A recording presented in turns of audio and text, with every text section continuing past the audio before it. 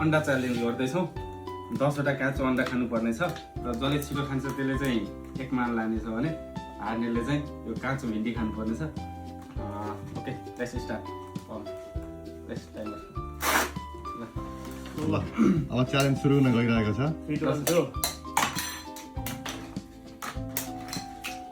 ल है नारायण, ल नारायण, पवन, ल पवनले 4वटा अन्डा खाइसकेका छन् भने नारायणले केवल 2टा मात्रै।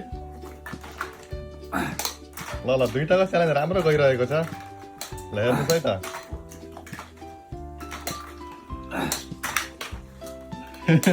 पवनले जितिसकेका छन् च्यालेन्ज भन्नमा गइरहेको छु। ल पवनको एउटा मात्रै बाँकी छ। ल लास्टमा पवनले च्यालेन्ज जित्न सफल भइसकेका छन् भने नारायणको एउटा अन्डा अझै बाँकी छ। ल लास्टमा हाम्रो च्यालेन्ज चाहिँ पवनले जितेका छन्। ल 1 मान चाहिँ हाम्रो पवनले जितेका छन् भने चाहिँ 1 मिनट पनि लाग्यो। ल 55 सेकेन्ड तपाईँ अन्डा खाइयो। 40 सेकेन्ड हो।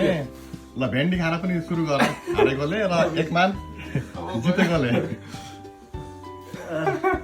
मैले खानामा पकाएर त भिन्डी कोही त खाँदैन, अलिक काँचो खाइरहेको। ल हारेको मान्छेले भेन्डी नै खानै पर्यो।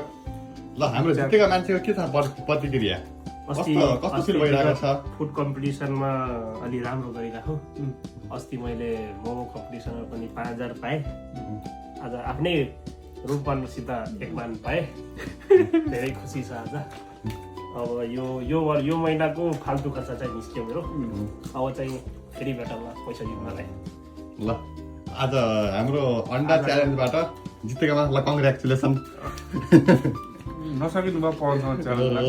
खानेकुरामा हारेकोमा नारायणले पनि ल यो भेन्डी अलिक छिटो खानु पर्यो। खानेकुरामा पवनलाई नसकिनु भयो मैले बुझिसकेँ। यसो मैले 6वटा लान्छु, सबै खाएर भए मैले।